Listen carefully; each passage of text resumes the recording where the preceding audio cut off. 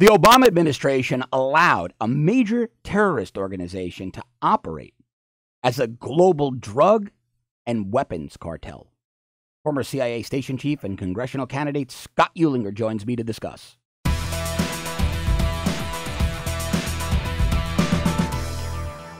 So when I read this Politico piece called The Secret Backstory of How Obama Let Hezbollah Off the Hook, how the Obama administration just overlooked Hezbollah being one of the largest cocaine and weapons trafficking cartels in the world. There was one guy I had to speak to, my good friend Scott Ulinger, former CIA station chief and now candidate for U.S. Congress from Pennsylvania's 15th Congressional District. Scott, how are you, my friend?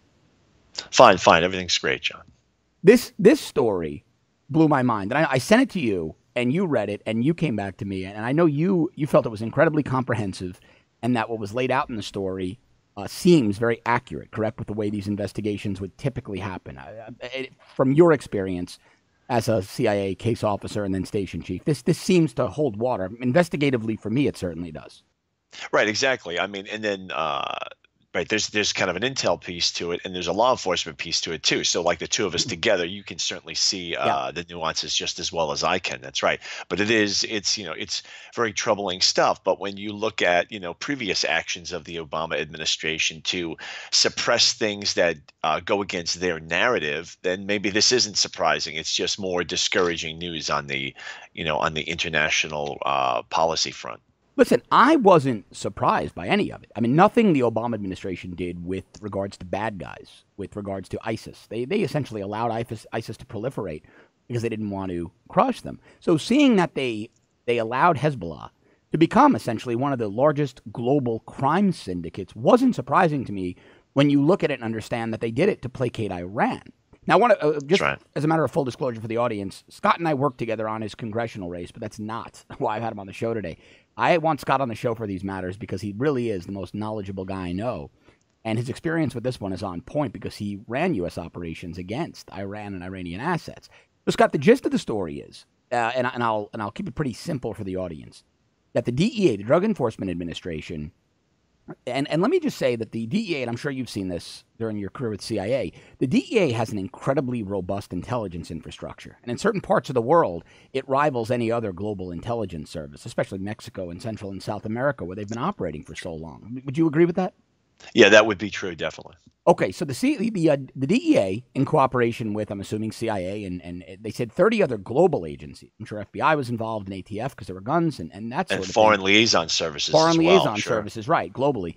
They discovered that Hezbollah was not only an ideological, religious, and political organization, but in reality was funding its terror acts, its support for terror, its terror recruitment efforts by running cocaine and guns worldwide. And this reads almost like fiction.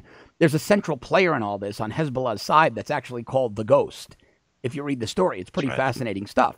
So the DEA sets up a command center in a top secret facility outside Chantilly, Virginia, where they run these operations. And the intelligence they gather from both a global intelligence perspective and the ability to make domestic law enforcement cases against Hezbollah members and their enablers is ironclad. You read the proposed indictments, you read the letters from the U.S. Attorney's Office, you read the statements, the emails from the DEA agents or the people they were working with.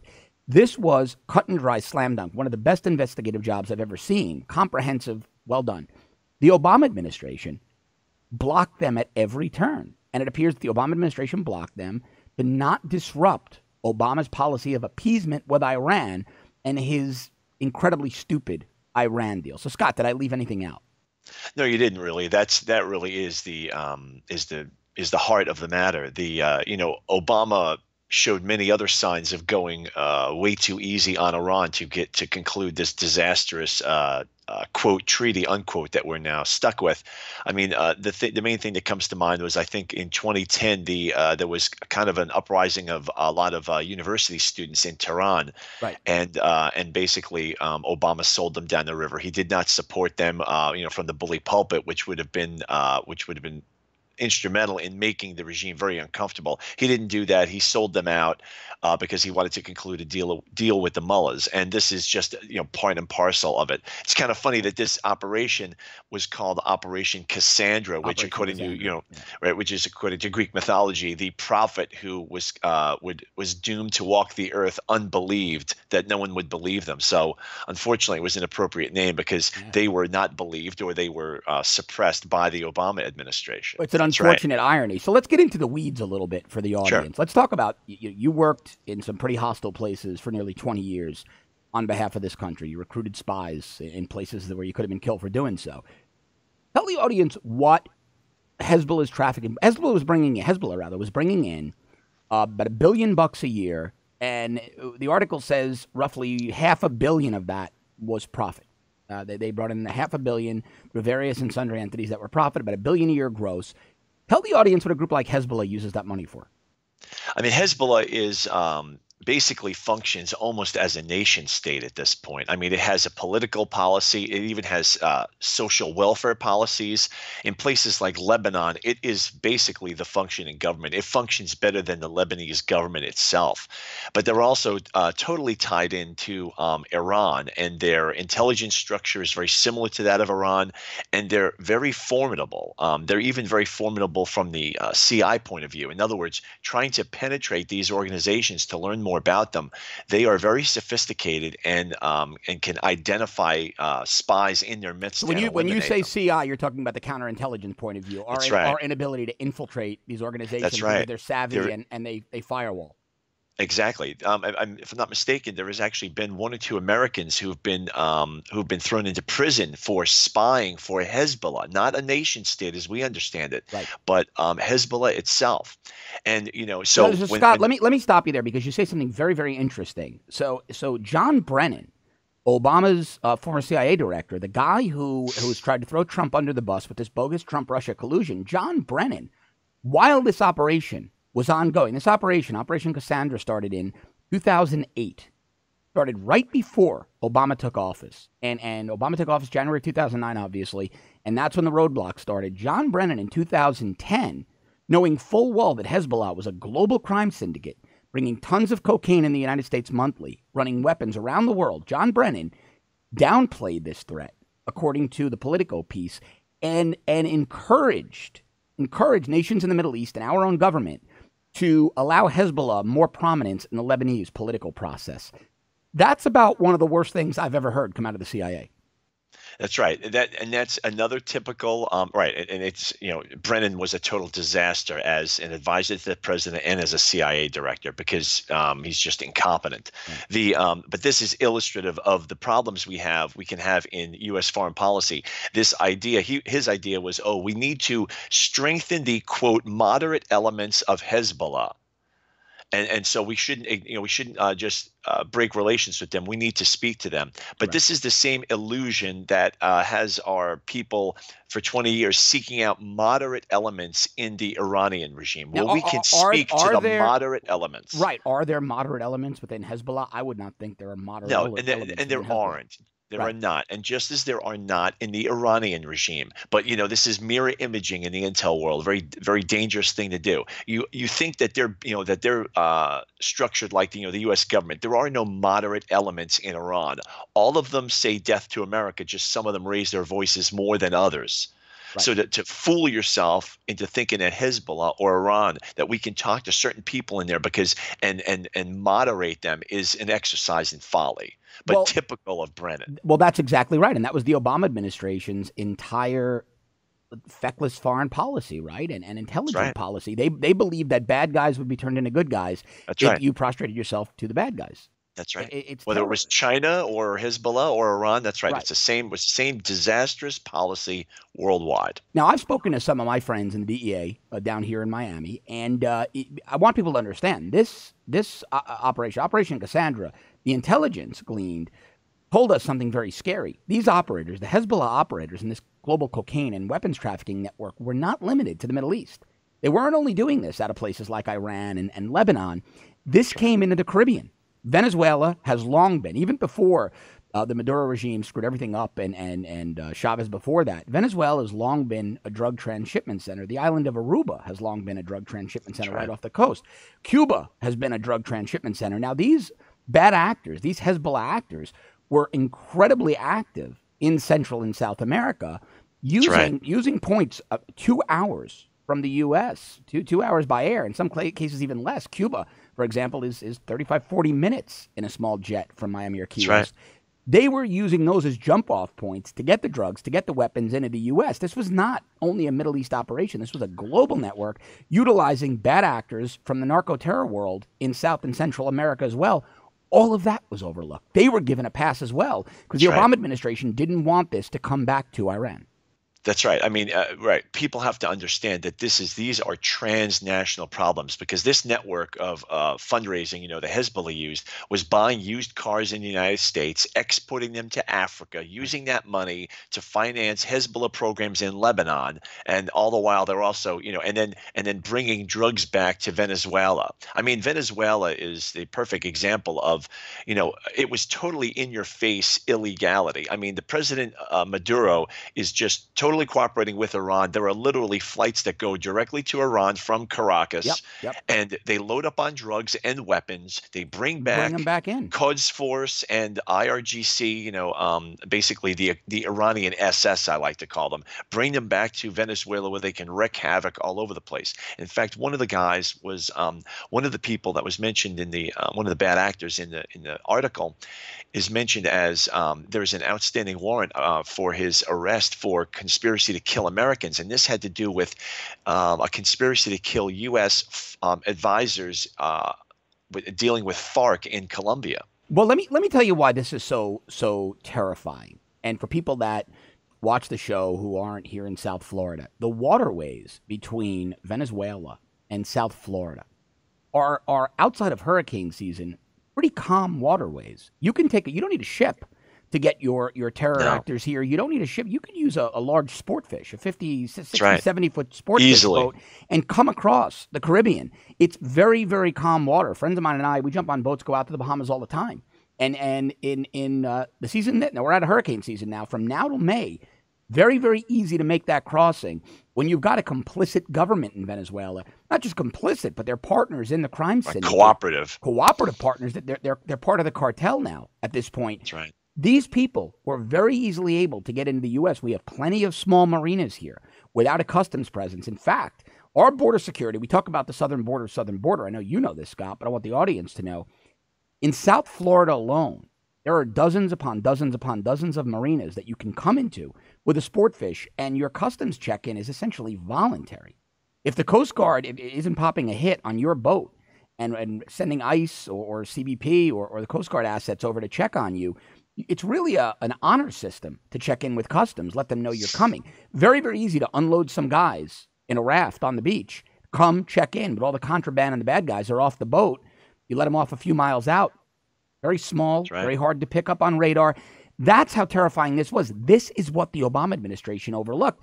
And with the car dealer, they had 30 car dealerships in the U.S., a network of 30 dealers that were taking these cars and sending them over to Africa right under the nose of the federal government, and allowed to act with impunity. I mean, this to me is every day it feels like we can say, well, that was the greatest scandal in American history, and it all ties back to the Obama administration. That's right. It's unbelievable. It's true. There was even almost a throwaway line in the article that I honed in on, and it talked about the one of the guys who they were looking at, who they decided to, quote, let go. The quote was, a central player in a U.S. cell. I saw that. Of the Iranian Quds Force. Yeah. But now that's unbelievable. So they're saying, okay, so there are the Quds Force is basically like a paramilitary special forces that Iran uses. Right. So they're saying in the article that there were known Iranian members of this group that were operating in cells in the United States, probably dropped off on a small boat, like you said, in southern Florida. And we just decided to drop the entire investigation. So, we talk about the southern border and security and Hezbollah or other people amongst us, people who are if they get the get-go, they can just shoot up a mall or blow something up. Well, they are amongst us right now, and the Obama administration chose to do nothing. Well, there was another piece, and I think it was a Fox News piece, and I've referenced it on the show a few times. But the data was from Department of Homeland Security. We talk so much about security on the southern border. We worry about people coming in from Mexico, from Guatemala, from El Salvador, MS-13. What we don't talk about are the nearly 350,000 illegals who've come across the southern border from 34 nations of terror concern. And now we're finding out they might have also been coming in through our waterways, through our marinas on the east coast of the U.S., on the west coast of Florida, still the east coast of the U.S., but on the Gulf side and on the Atlantic side. So our borders are not just porous. Obama, it seems, he opened them up and put out a big neon welcome sign for the bad guys. That's right. And it's all very troubling. But like I said, it is the Ghost. You mentioned the Ghost. A supplier of chemical weapons to Syria and a cocaine trafficker. I mean, is there anything you could think of that could be worse than that? But they closed this investigation down. Now, hopefully, the Trump administration can resurrect it. But I mean, better than I do. I mean, this was dropped several years ago, and to pick up the pieces is going to be very difficult. They tried to keep the operation running, but at a low level. But I think eventually that petered out. The money ran out. Well, even harder now, though, Scott. Now that the assets are burned and the operation is public, these guys are going to go deeper underground. I mean, they've been very successful at staying underground. They've got two nation states that are complicit, two nation states that are actively shielding them, Iran and Venezuela. The UN is going to step in and shield them. The UN is going to roadblock anything that we try to do internationally against us. There's not an organization in the world that loves terrorists and bad guys and narco traffickers more than the UN. And so you're right. So let me ask you the question. You're a case officer, but let's say tomorrow President Trump calls you. He says, "Hey, Eulinger, forget that congressional run. I need you as deputy director of you as deputy director of operations back here at CIA. Run in 2 years. I want to task you with starting this investigation again." What do you do, Scott? Where do you go? I mean, the first thing, obviously, you go back to the original investigation, knowing full well that a lot of those leads will be dead, but you basically have to do a lot of studying and homework to identify the nodes that you have to then work toward recruiting. I mean, it would involve, I've had to do things like this where, like, thick, cold cases, so to speak, I was able to resurrect, but it was because I put considerable effort into research and understanding, where all the nodes were and who to contact and all. So it can be done, but you'd need a huge team to do this. I mean, it would take a couple of years. It would take a couple of years, it would take right? Years. To get back. It would take years. It would take 2 years. I feel it'll take 2 years. That's what I was going to say. About 2 years to just get back to where you left off. There's no question. Let alone making a dent. There's no question. It's really. I hope Pompeo. There's rumors he's going to now move over to state potentially. There's a lot of shuffling. I think I'm hearing some rumors from the administration. I won't talk about them until they're confirmed, but that there's going to be some shuffling going on in senior cabinet positions. But I really hope somebody's looking at this. Right. Another interesting thing about this article I liked is it did describe the tension that can exist between law enforcement and intelligence organizations. It said, the DEA is very good at certain things, but when it comes to other things, they are, and the article accurately represented this, they're regarded as sometimes a little cowboyish by the CIA, which is generally more measured and careful. Right. But so basically, law enforcement wants prosecutions and intelligence wants to continue a flow of information. And those things often act in opposition to one another. Yeah, right. They're on perpendicular But you got to strike a compromise, right? I mean, I've worked with the FBI much more than the DEA, and there's always a tension there because you have slightly different goals. But at the end of the day, you need to sit down and look at. In the case, this was spelled out pretty well that, okay, the CIA could justify maybe not going after certain individuals based on we need to collect further intelligence on them. However, when I read something about, a Quds Force U.S. cell operating in the United States, okay, at the end of the day, the CIA should be dedicated to action. Okay, we collect intelligence, we learn as much as we can, but there's a certain time where you have to fish or cut bait. And if there's a U.S. Quds Force cell, then you gather your intel, but then you need to go in there and break that door down. Well, you look, it's very similar. It's a macro example of a micro law enforcement example, right? If you're going after La Cosa Nostra, mob guys, wise guys, you want information to flow, so you're not going to burn everybody who you have a wire up on, right? But if there's a hit team out there looking to whack rival capos, you're going to go shut them down. You're also not going to let people get murdered, right? I mean, and there's a way to do that without burning the asset, without burning the surveillance. And so what they did here, It seems to me anyway, that the Obama administration purposefully, with intent, didn't go after what was a clear present imminent threat to U.S. citizens by breaking up those Quds Force cells in the U.S. I mean, to stress and piggyback on what you said earlier, this is equivalent to a Delta team operating inside of Iran with the knowledge of the Iranian government and the Iranian government doing nothing about it. It would never happen. That's actually, you're exactly right, John. That is exactly what it is equivalent to. That's right. Yeah. And ex-Obama administration officials have not admitted to this. They don't really want to discuss it. They contacted Brennan, right? But there were revelations. Some of the former officials involved. There was a Catherine Bauer who was involved. She was an Obama Treasury official, right. And her quote was, under Obama, the investigation was tamped down for fear of rocking the boat with Iran. This was in some obscure testimony she gave. So it is out there. Even they themselves knew what they were doing, even though they deny it now. I read it. That made my blood boil because, there was such apathy to public safety from this administration. Right. And I truly believe that Barack Obama fundamentally hated the United States. He hated American exceptionalism, and he wanted us to be on par with the lowest common denominator third world countries. He went out there. He did a damn good job of it. That's right. He did a damn good job of it. He went out there on an appeasement tour with people that wanted to kill us, basically saying, we agree with you. We should be killed for the horrible things we did. How do we make it better? Should we be good dhimmi? Should we get on our knees and bow down to you? What should we do? What will make you like us? How much should we appease you? It was so reprehensible what he did to the image of the United States globally. And now we know look. I said this, I tweeted to Eric Holder the other day on Twitter. I said, you used to only be a gun runner, now you're a drug dealer. Well, now he's a gun runner, a drug dealer, and he enabled a guy to deal chemical weapons to Syria because Eric Holder was the attorney general for most of this. That's right. I mean, that's right. And this is and it's all these things that, make your blood boil, make any patriot's blood boil. This is the reason why I'm running for Congress, because I feel compelled to do something about it. I have the skill set that I can try to do something about this, and I'm determined to do that because it's disgusting what we're seeing. And the more every day there are more warts revealed from what we already knew was a disastrous foreign policy, but now we're seeing the granularity of just how bad it actually was. Yeah, I mean, look, I don't think Bill Clinton and even Jimmy Carter, the world's most jellyfish-spined appeaser, would have ever allowed a global crime syndicate. Well, let me take that back from Bill Clinton. They are a global crime syndicate.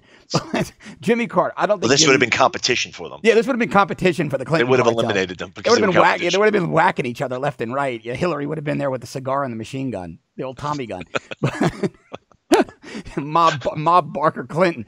But I don't think Jimmy Carter would have done this. I don't think the old school Democrats would ever have allowed a global crime syndicate. No. Look, Jimmy Carter was spineless, but the man was a World War II hero. He was a patriot. He was just misguided on how to go about handling bad guys. But I think the rule of law meant something to guys like him. That's right. Yeah. And this just shows you, this is another sign of how left the Democrats have lurched, that, they no longer even believe that, America is the most decent country in the world. They, in fact, think quite the opposite. It's like the worst country in the world. We're the worst country in the world. Scott, my friend, as always, it is such an interesting time with you. Unfortunately, we're out of time. How can people find out more about you and your congressional run? Well, I'm on Facebook, Scott Ulinger for Congress. People can certainly like that, and that would be gratefully received. And then also the campaign site is Scott4FOR4PA.com. Very, very easy. And how about on Twitter? And on Twitter, I'm at the Station Chief. At the Station Chief on Twitter. Scott Ulinger at the Station Chief, right? At the Station Chief on Twitter, Scott FORPA on the web, and Scott Ulinger for Congress on Facebook. Scott, as always, an absolute pleasure. We're going to do this again next week, because I'm sure something else is going to break. Thanks, my friend. Probably. Thanks. Have a great one. Incredibly interesting stuff, isn't it? And I want to keep bringing it to you. So please subscribe to our premium service at www.therebel.media/shows. If you're already a subscriber, thank you so much. I'll be back with you tomorrow. Thanks very much for watching.